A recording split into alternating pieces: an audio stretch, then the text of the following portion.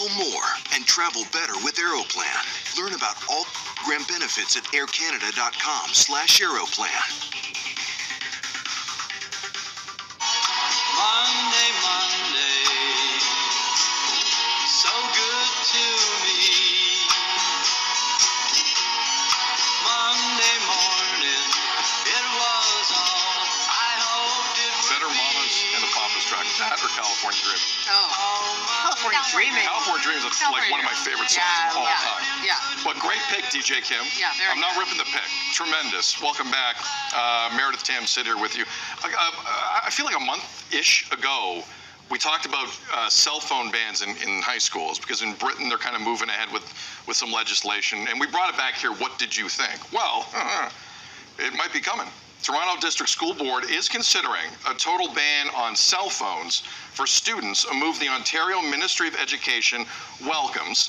TDSB Chair Rachel Chernos-Lynn said, quote, "A strong policy is needed that better supports teachers, is enforceable, and ultimately supports students' well-being and academic achievement. The matter of cell phones within the TTSB is going to be considered January the 18th. If adopted, committee immediately gets to work on creating new policy, and if the Toronto board does it, who knows how the other boards across the GTA and Ontario will react. Generally, Meredith Shaw, good idea, not a good idea, depends on how the idea is implemented.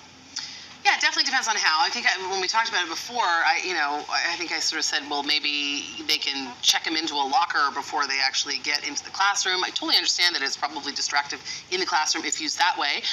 We do have a 13-year-old and an 11-year-old. The 13-year-old has a phone, just has one. The 11-year-old does not. It is helpful, when she comes out of class to be able to arrange pickup and talk in that way. And there certainly is a safety issue as well. I know that there's some thought, well, there's a landline, you can get in touch, just like sort of my parents did when I was at school. But the reality is that's how the learning is going. And so I do think there needs to be some accommodation for it for students, in particular, that special education, special needs. There are real uses for that kind of technology, and I don't think we can just get rid of that altogether, full stop.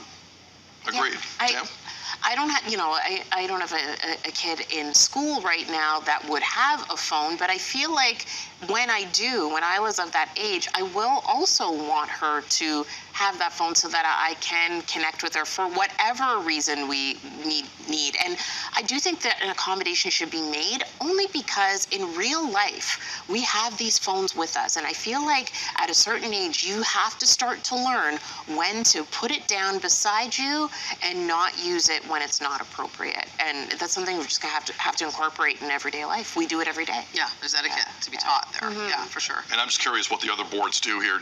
This is an important moment here in our area in terms of this issue, and we'll see what happens with other boards across the GTA and the province. It's going to be interesting. Yeah. All right, we're going to take a break. Coming up, news with Tammy. Also, food banks. Record use right now across the GTA, across the province. Will it slow down anytime soon, and are they getting the support they need? That discussion straight ahead. More BT coming up. Travel more and travel better with Aeroplan. Learn about all the program benefits at aircanada.com/Aeroplan.